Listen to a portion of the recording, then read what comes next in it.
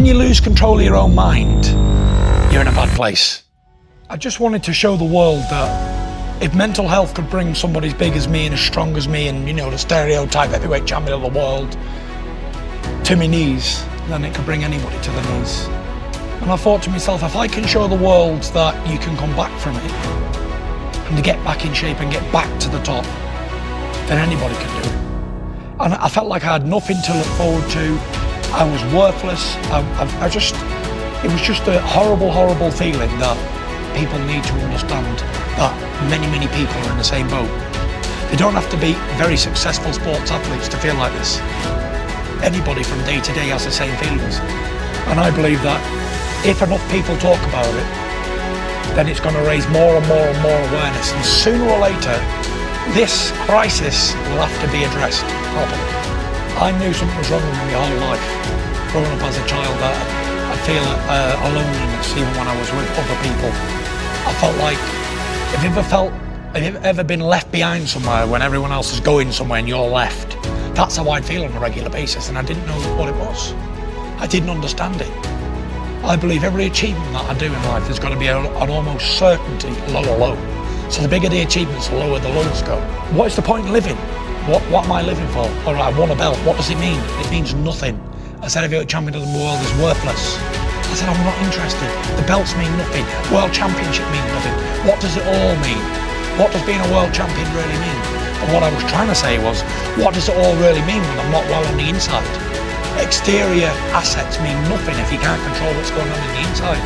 And the thing about mental health is what's so special and different is that if a man's got a disease or a bad problem or he's handicapped or disabled, you can see it.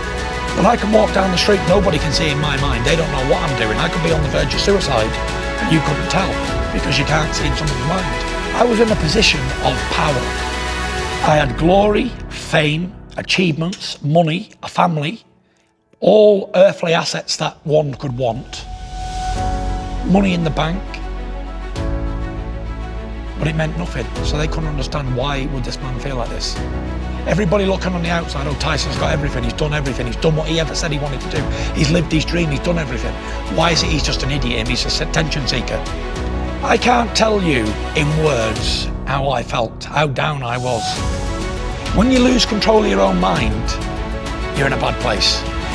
I didn't even, like today, I look back on it and I know what I was going through. What were you going through? I was going through hell. I was being tortured by demons and devils on a daily basis. This is what I believe. I believe that God tested me.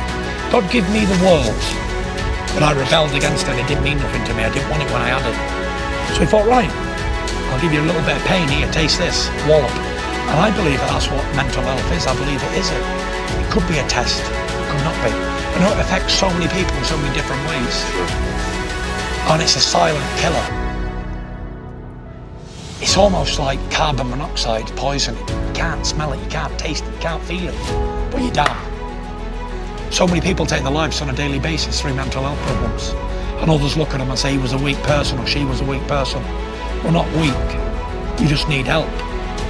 And sometimes you don't know where to go and who to speak to for that help. Nobody could stop me because they couldn't feel what I was feeling. It's all right talking to me and telling me this, that and the other. And I got down on my knees. And I was in a dark room on my own. And I was praying to God to help me.